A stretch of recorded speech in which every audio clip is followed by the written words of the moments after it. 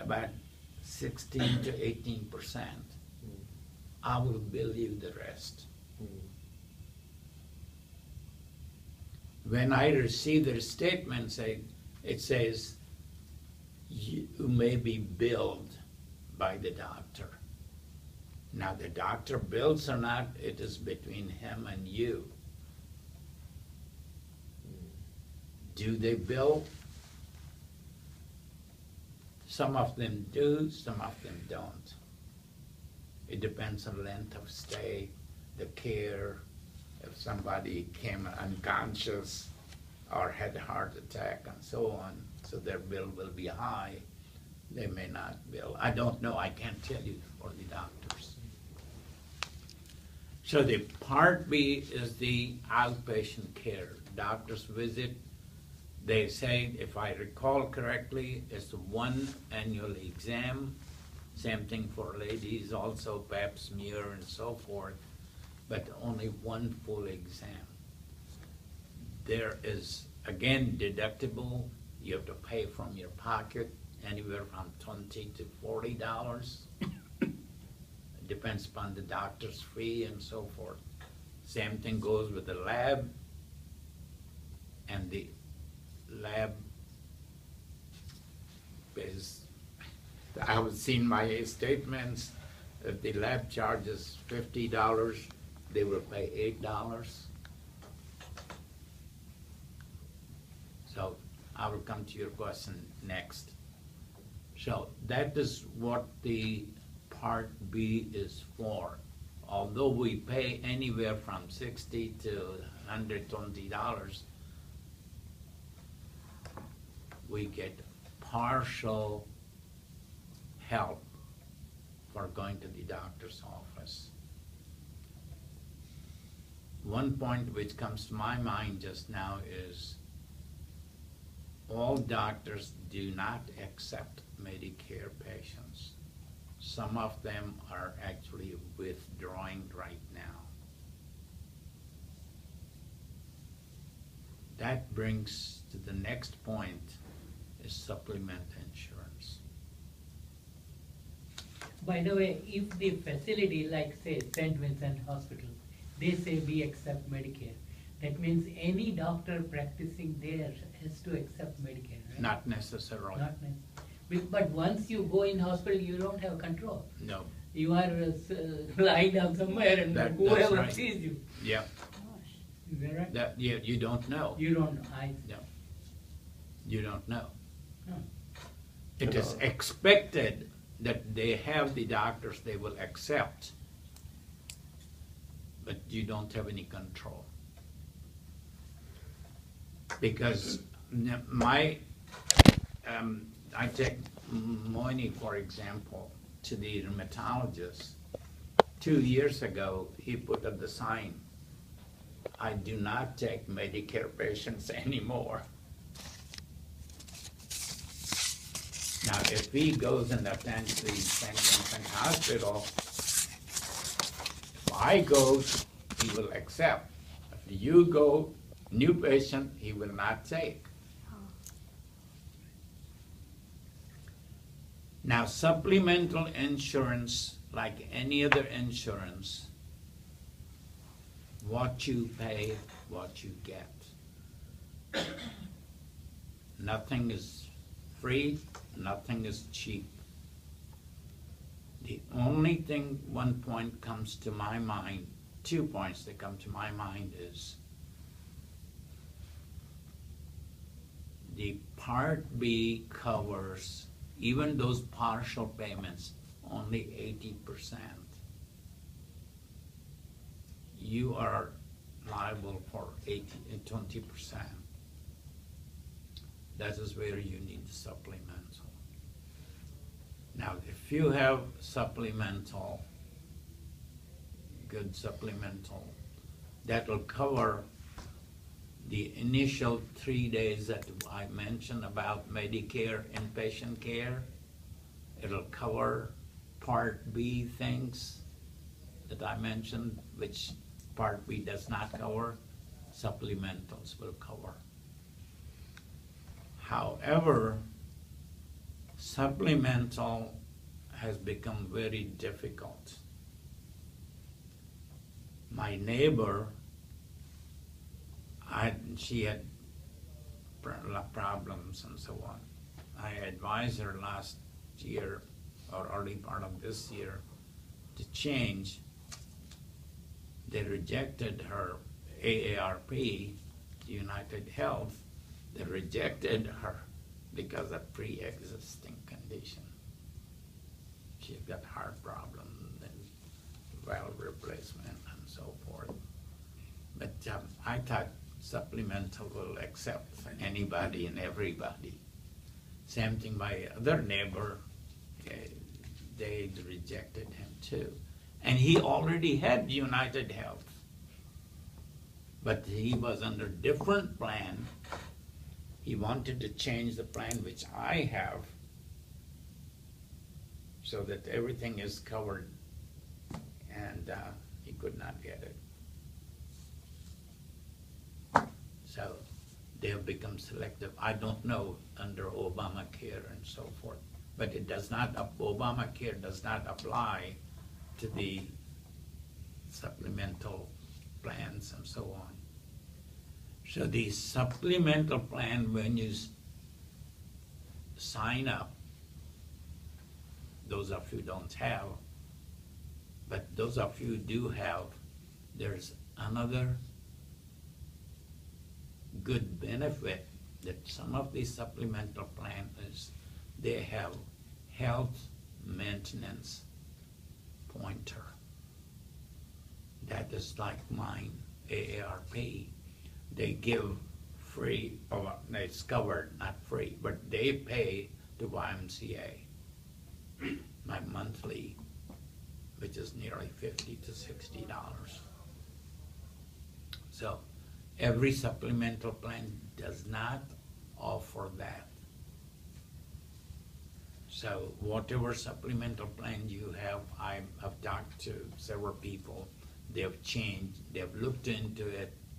So if you get additional benefit, go for it. And I've mentioned this to our retirees or Friendship Day, that we should do exercise. And you get one extra benefit, YMCA or another health. Just see where it is available. So $60 out of your 125 can beat that. So look into that one. Okay. As I mentioned, the premiums for supplemental plans are increasing. I've seen every year, every 6 months, it is increasing. Part D. I did not mention Part D earlier. Part D is a drug plan.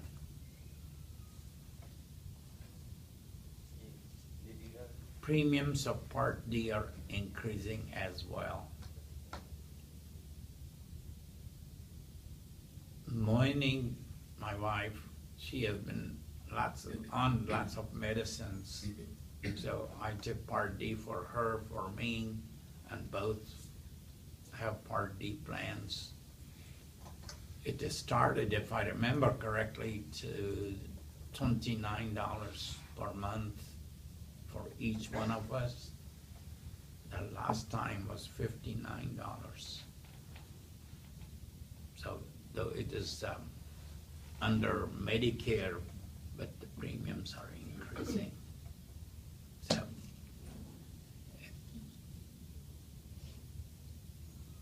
what did I say? Supplemental. Our supplemental is $228 each. I think each person. Right. Not 128, 228. Yeah. It's all 200. Yeah, 228 each person.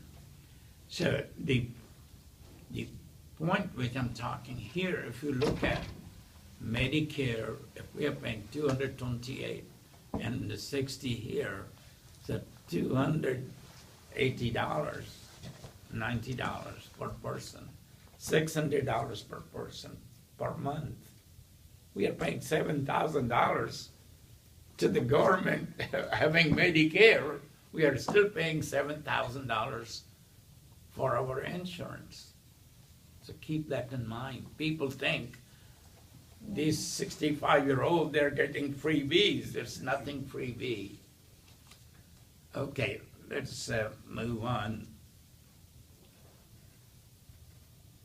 When I saw these large bills,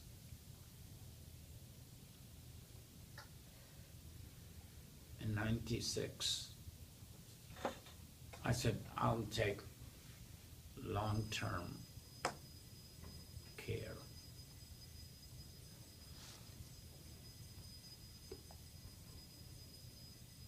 Long-term care insurance is expensive.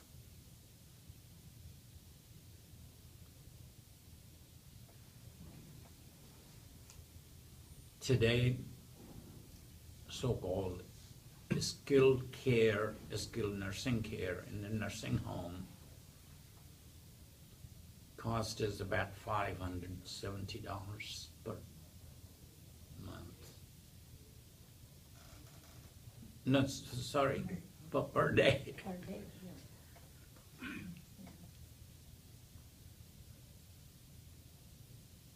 But I did not know. I knew from all the bills and so on, and when he was sick. And I said, at that time, 18 years ago, I said, only two things can happen to me. One is auto accident, other is stroke, third maybe automobile accident. And these are chronic, debilitating situations. So I'll take long-term care. I did not do any research what is per diem cost and so on. But I was told it is about $240 at that time per day. So I said, I'll take that one.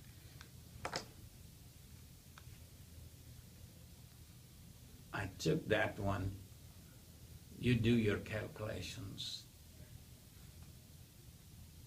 Cost is about $6,600 per year that I've been paying.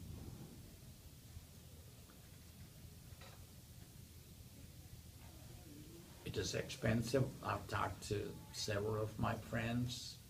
Only two of them that I know of, there maybe three, they have gotten long-term care insurance. Now, salespeople, I'm just giving you warning. Salespeople do, obviously they're in business for the company. They do two things, three things maybe. They tell you that average lifespan of a person who goes into the nursing home is 3 years. That is not true.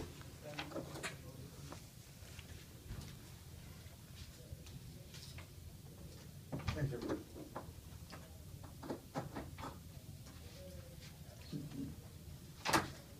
That is not true. Moyni's roommates, this 560 I mentioned, is the shared room. It's not the private room.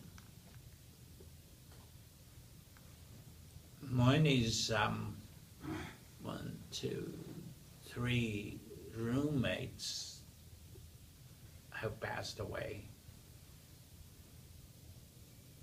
One of them was in the nursing home for 10 years, other one was 8 years, and the other one was